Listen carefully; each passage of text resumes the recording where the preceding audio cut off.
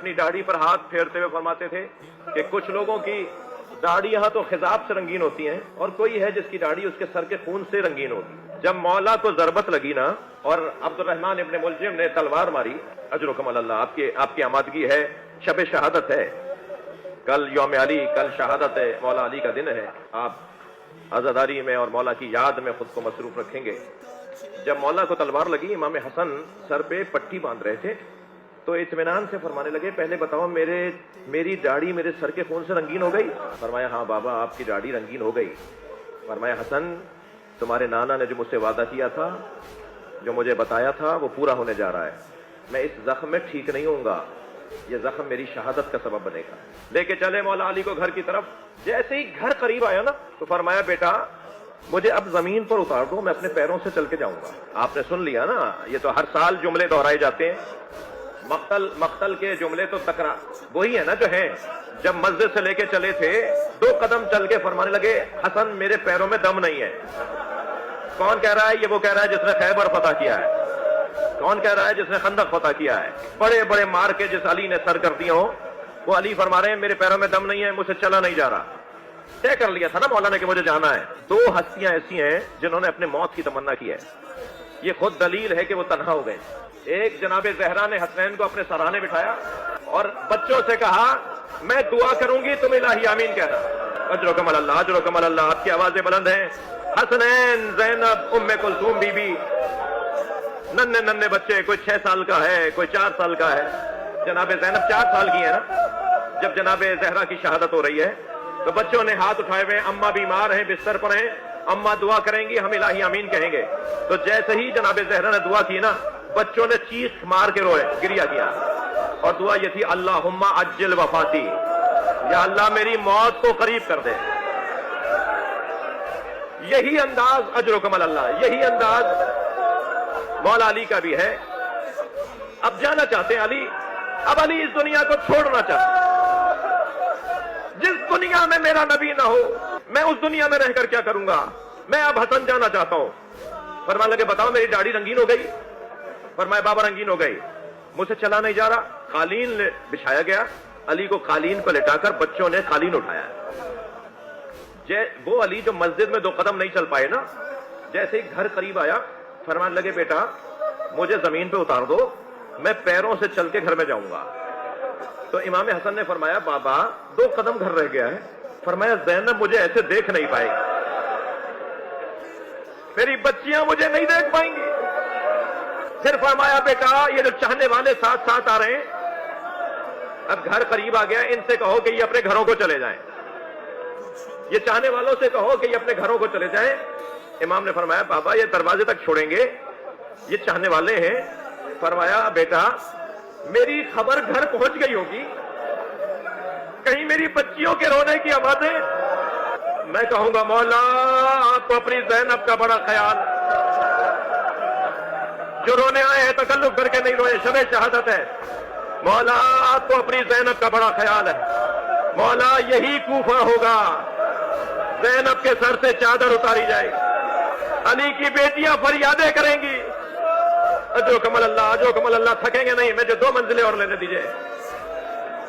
वो अली जो रस्ते भर बेटों से कहते रहे ना कि बेटा रो नहीं। इमाम हसन को कहा, बेटा तुम्हारी आंखों में आंसू हैं, गिरिया नहीं करो। हजरत अब्बास से कहा, अब्बास जो हक की खातिर जीता है उसे ये दिन देखना पड़ते हैं। मौला हुसैन को रोता हुआ देखा, फरमाया, हुसैन तुम्हारा रोना तो तुम्हारे नाना को भी गवारा नहीं था। जो अली रस्ते भर बेटों को टोकते रहे, कहते रहे बेटा गिरिया न करो, गिरिया न करो। जैसे ही घर में दाखिल हुए, ज़ैनब को आते हुए देखा तो खुद अली रो दिए। अली मौला की आंखों से आंसू जारी है, ज़ैनब को सीने से लगा के रोए। अजर कमल अल्लाह, अजर कमल अल्लाह।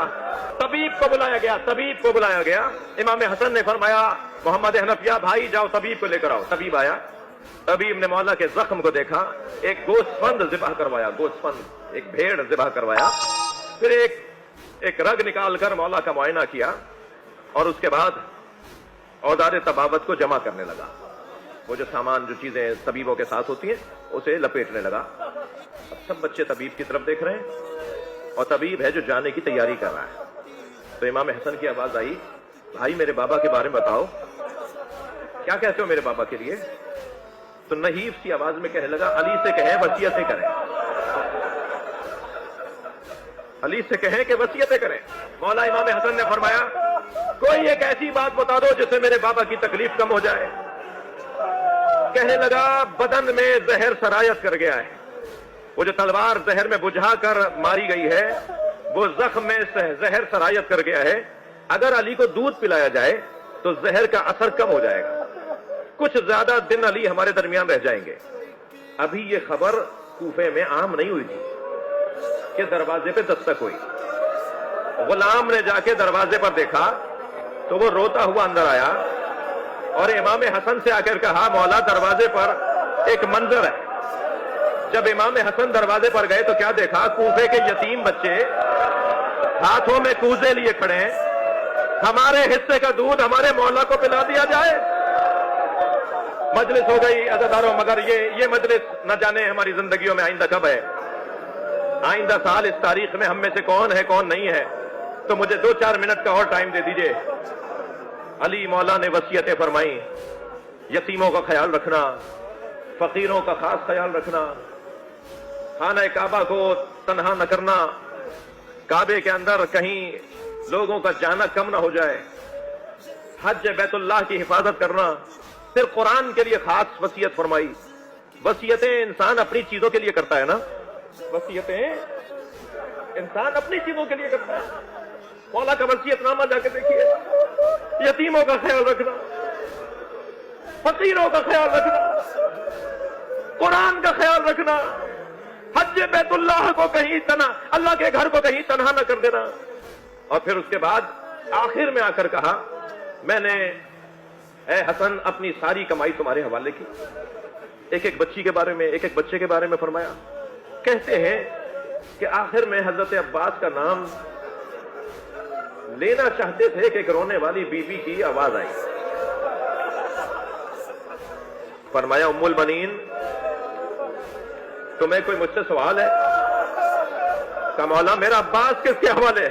کہا، عباس حسین کے حصے کا ہے، عباس حسین کی اطاعت میں رہنا اور حسین عباس کو اپنے ساتھ رکھنا۔ میرے مولا نے وصیتیں مکمل کی۔ امام حسن امام حسین کا ہاتھ اپنے ہاتھ میں لیا اور فرمایا، جب میں تمہیں فشار دوں نا تو سمجھنا تمہارے نانا مجھے لینے آ گئے ہیں، تمہاری ماں زہرا مجھے لینے آئی ہے، ملک الموت مجھے لینے آیا ہے۔ دونوں بچوں کے ہاتھوں کو فشار دیا، آواز آئی، انا للہ و انا الیہ راجعون، اجرکم اللہ۔ بہت رو لیے، بہت گریا ہو گیا، مگر علی کا پسندیدہ مضمون میں بیان مصائب میں بیان کر دوں، علی شاید اور ہم سے کچھ راضی ہو جائیں۔ مولا کو غسل و کفن دیا بچوں نے۔ وصیت میں فرمایا تھا میرا جنازہ آگے سے خود اٹھے گا، سنی شیعہ نے لکھا ہے، اور جنازہ کب سے تم اٹھاؤ گے؟ جنازہ جہاں جا کے رک جائے وہاں جنازہ کو رکھو گے تو برابر میں قبر تیار ملے گی۔ جب جنازہ لے کے پہنچے، امام حسن نے برابر سے پتھر سے زمین سے خاک ہٹائی تو ایک تختی، ایک سل، ایک سلیب اور ایک پتھر نظر آیا۔ اسے جب ہٹایا تو قبر تیار تھی، اور قبر کے اندر ایک تحریر لکھی ہوئی تھی، یہ آخری نبی خاتم الانبیاء کے وصی علی کی قبر ہے جسے آدم نے اپنے ہاتھوں سے بنایا۔ ہاں، عظمت مولا کائنات، حضرت آدم مولا کائنات کی قبر بنا کر گئے۔ ایک طرف حضرت آدم کی قبر ہے، اللہ آپ کو نجف لے جائے، اللہ آپ کو مولا کے مزار پر لے جائے۔ اسی ذریح کے اندر جس میں مولا علی کی قبر ہے نا، اسی ذریح میں حضرت آدم بھی ہیں، حضرت نوح بھی ہیں۔ 1000 نبیوں کی قبریں ہیں نجف اشرف میں، 1000 نبی ہیں علی کے اطراف میں۔ اس جگہ پر مولا کو لے جا کے دفنایا، اور جب دفنا کے واپس آ رہے تھے نا، جس کی خاطر میں نے آپ کو اتنی زحمت دی ہے، جب دفنا کے واپس آ رہے ہیں نا بچے، کون؟ حسن حسین، تو ایک خرابے سے ایک فقیر کے کرہنے کی آواز ہے، جو کرہ کے کہہ رہا تھا، کوئی ہے جو میری مدد کرے؟ یہ کیسے ممکن ہے علی کے بچے کسی محتاج کی پکار کو سنیں اور وہ بغیر اس کے مسئلے کو حل کیے آگے بڑھ جائیں؟ امام حسن امام حسین اس گرے ہوئے گھر میں، اس خرابے میں داخل ہوئے تو کیا دیکھا کہ نابینا فقیر ہے اور بیمار اور ناتوان بھی ہے، جو بستر پہ ایک پھٹے ہوئے بوریے پہ سو رہا